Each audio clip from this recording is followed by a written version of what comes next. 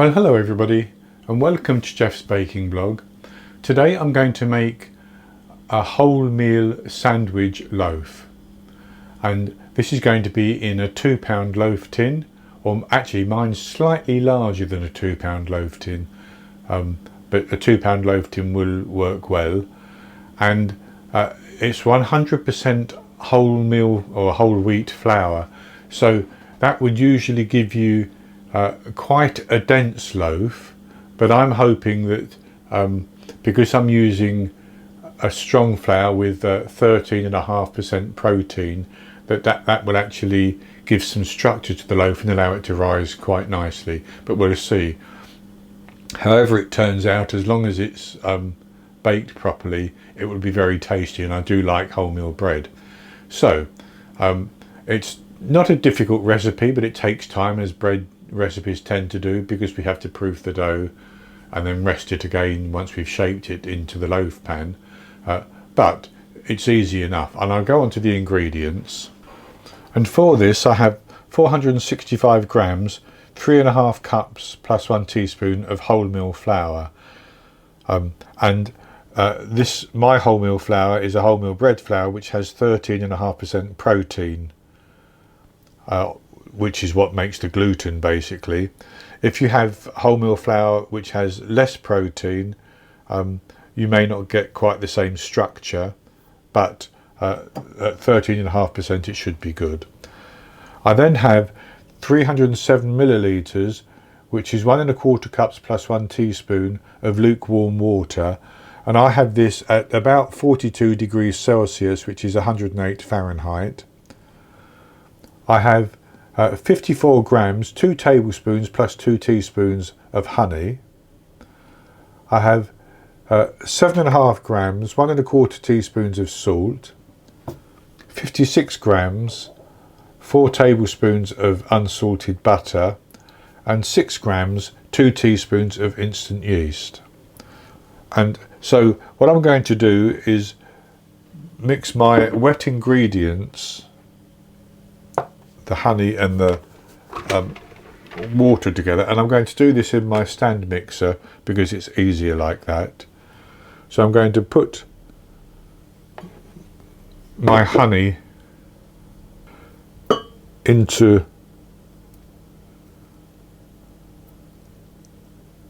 my water and give it a stir around. That's just to get the honey mixed in just a little bit.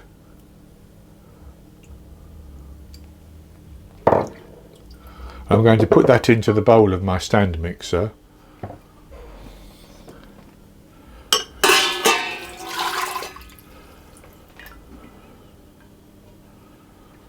Like that. And then I'm going to add my yeast and my salt, and I'm going to whisk those around. I want to get that salt dissolved basically, and the yeast will dissolve quite easily.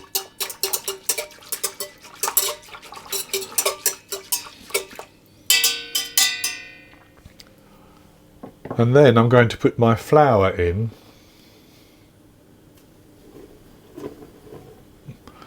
and I'm going to put my softened butter on the top.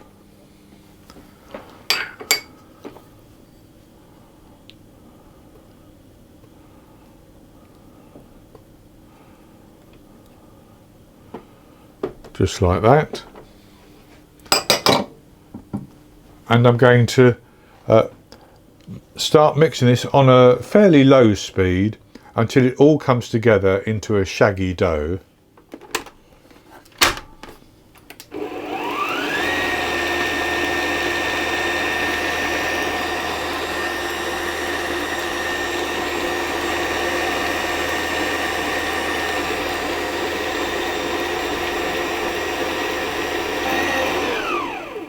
And that's just about mixed into a shaggy dough.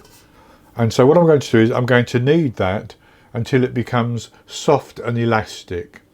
and stretchy, and I will tell you how long that takes in my stand mixer once I have done that.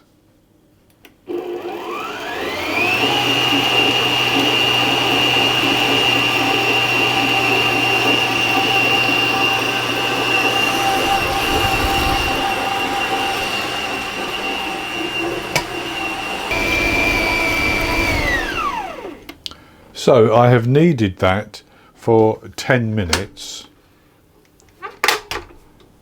and it's still tacky as it would be, but what I'm going to do is I'm going to take it off the stand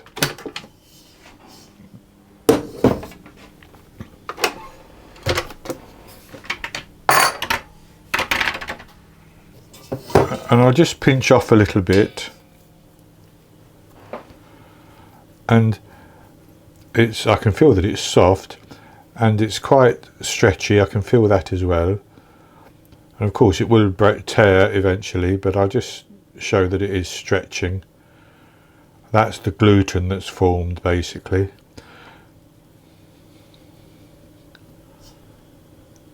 So, and just a little tear there now. So I think that's good enough. So what I'm going to do is I'm going to take this out of the bowl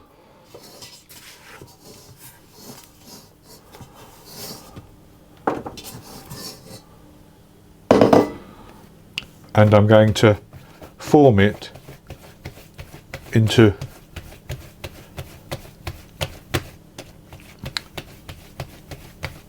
a nice ball like that. And I'm going to put that into a lightly greased bowl. I always put it in top side down and then turn it over. And I'm going to cover that, and I'm going to leave it to proof in a warm place until it's doubled in size. That might take 60 minutes, it might take 90 minutes, it might take 2 hours. It really depends on the temperature in the kitchen, but once it's doubled in size I'll come back and we'll go on to the next step, which is to degas the dough and shape it and put it into our loaf tin. My dough has been proofing for only an hour, but it has doubled in size, as you can see. So I'm going to tip that out onto my work surface.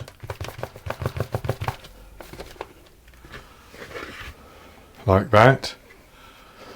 There's just a little bit to scrape out.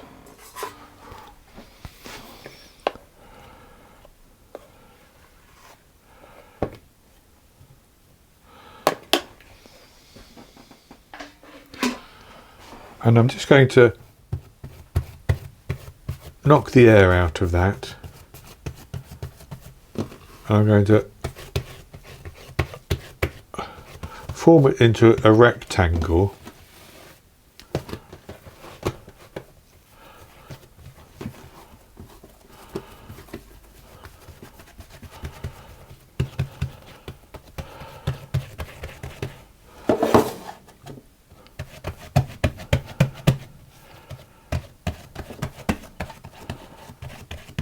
Which is roughly the width of the width of the rectangle is roughly the same as the length of my loaf tin. And I have lightly greased my loaf tin. My particular tin doesn't need greasing, but because some loaf tins don't work quite so well, I recommend greasing it. So with that in a rectangle, I'm actually going to roll it up on itself.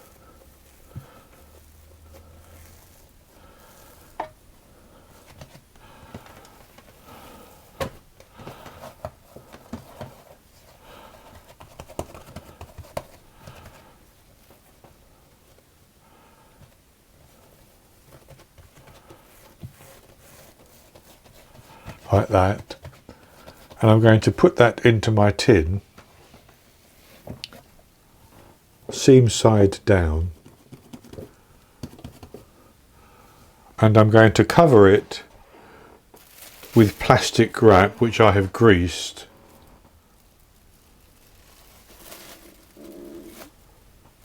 Just loosely covered so that the dough can rise, and then I'm going to leave that until the dough has risen to the point where when I gently press it in with a finger, it slowly springs back and maybe leaves a slight indentation. That will tell me that the dough is ready to be baked. And at that stage I will have my oven preheated at 180 Celsius, that's 160 Celsius with a fan, 350 Fahrenheit, and this will be ready to bake, but I'll come back and show it to you before I put it into the oven. So I've rested my dough for 45 minutes in the tin, and as you can see it's risen up above the top of the tin quite nicely, and my oven is preheated. So I'm going to put it into the oven and I'm going to bake it for between 30 and 35 minutes and until it rises a little bit more, and I will test the internal temperature, which I want to be at least 90 degrees Celsius, about 194 Fahrenheit, something like that, and that will tell me that the loaf is cooked. At that point I'll take it out of the oven. I'm going to brush a little bit of butter over the top just to keep the crust soft, and then I'm going to tip it out of the tin onto a wire rack and allow it to cool, and once it's cooled I'll come back and show you the results.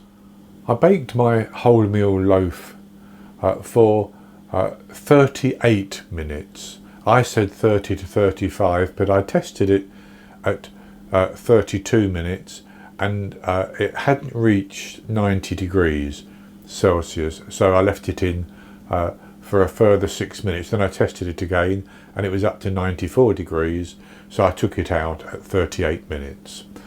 And I've left it to cool down completely, and now I've just sliced some. So this is what the loaf looks like, and it has a nice texture to it and it's nice and soft, as you can see, and I did brush the top with butter just to keep the crust nice and soft. So, and I've actually just put a little bit of butter on one piece, so I'll have a taste of it.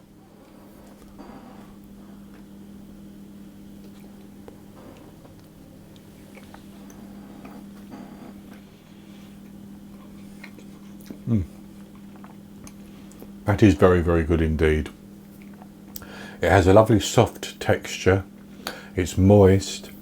It has the nutty flavour that you expect with a wholemeal bread. It's perfect for sandwiches, and I do enjoy a sandwich at lunchtime, so this is very good for me.